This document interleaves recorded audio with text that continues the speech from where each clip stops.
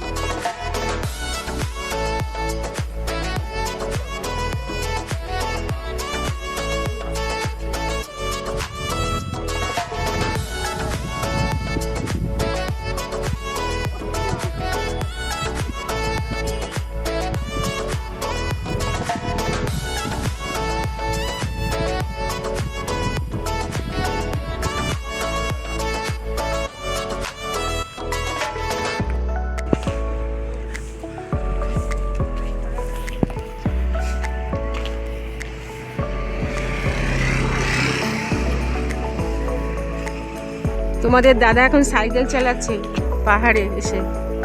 চল চল চল এগিয়ে চল। ছেলে বাবা দুজনে মিলে সাইকেল রেন্টে নিয়ে এখন সাইকেল চালাচ্ছে।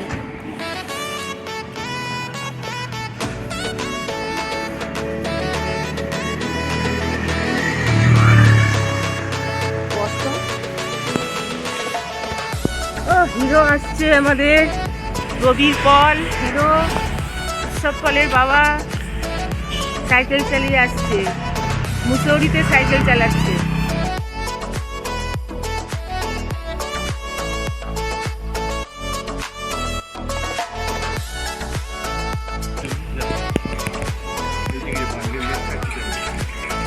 সাবধানে, বেশি স্পিড নিবি না, গাড়ি আসছে সব।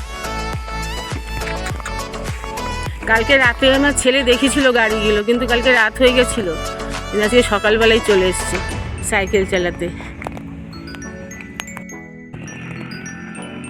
গুড্ডু সাইকেল চালাচ্ছে এখন, জোরে জোরে আসছে। ও মনের শখ পূর্ণ হলো। আসতে, বেশি জোরে যাবি না, টাইম হয়ে গেছে, দিয়ে দে গাড়ি।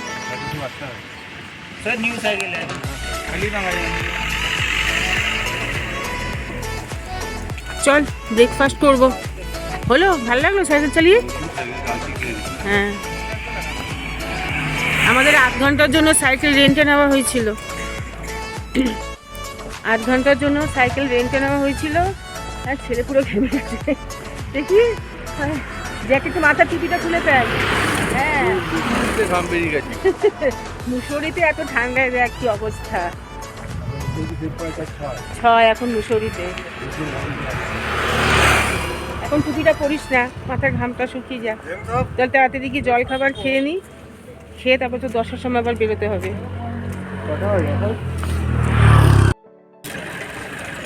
অনেকদিন পরে গরম ডিম খাচ্ছি, ডিম সেদ্ধ, সঙ্গে আছে চা, আর ওদিকে ম্যাগি তৈরি হচ্ছে।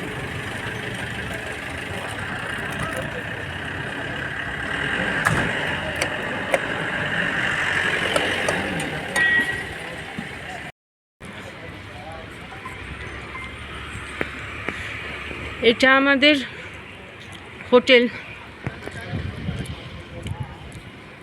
এখন এই হোটেল থেকে চেক আউট করে যাচ্ছি। মুসৌরিতে এই হোটেলে একদিনের জন্যই ছিলাম। হ্যাঁ সরি, 2 দিনের জন্য এখানে ছিলাম। এখন এখান থেকে বেরিয়ে নিচের দিকে সাইট সিন করতে করতে আবার আজকে রাত্রিবেলা একটা অন্য হোটেলে থাকবো।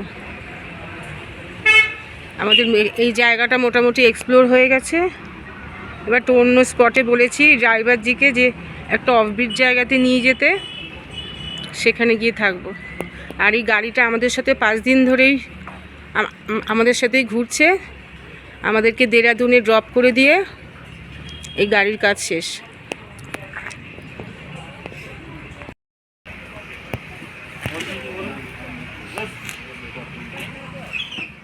পৌঁছে গেছি। এটা হচ্ছে ইকো পার্ক।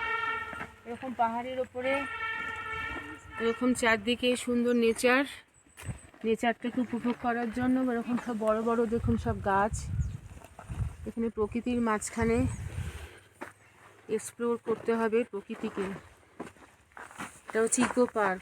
চারধারে এরকম বড় বড় গাছের সব জঙ্গল।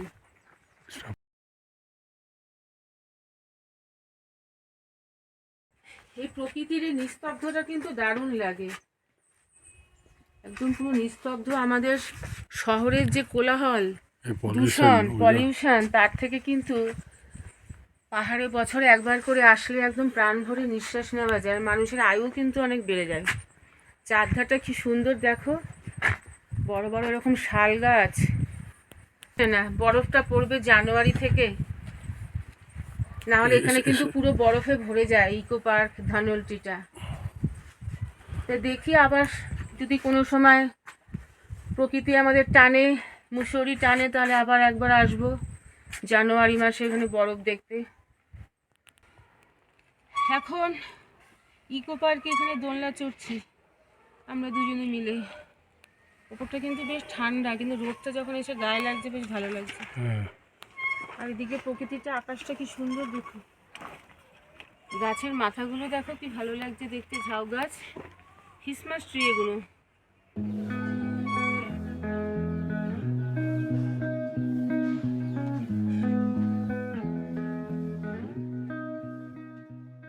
এখন আমরা যাচ্ছি সরখুন্ডা দেবীর মন্দিরে।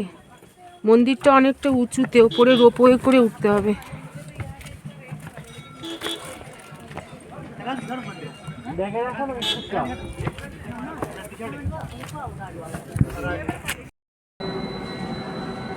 এখন সরখুন্ডা দেবীর মন্দিরে যাওয়ার জন্য আমরা রোপওয়ের জন্য অপেক্ষা করছি। এই যে ওখানে গেছে, এবার একটা খালি আসলে পরে আমরা উঠে যাব একদম ওপরে।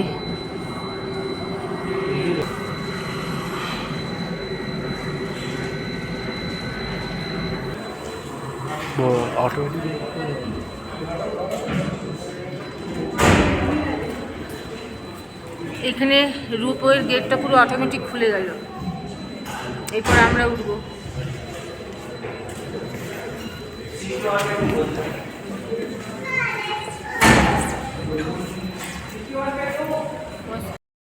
আমরা এখন সরখুন্ডা দেবীর মন্দিরে চলে এসেছি। এই যে উপরে মন্দির।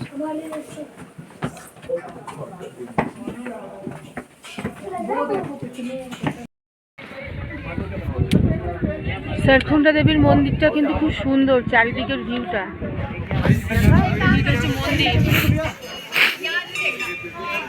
কি সুন্দর, তোমরা একবার সবাই এখানে আসতেই পারো, জায়গাটা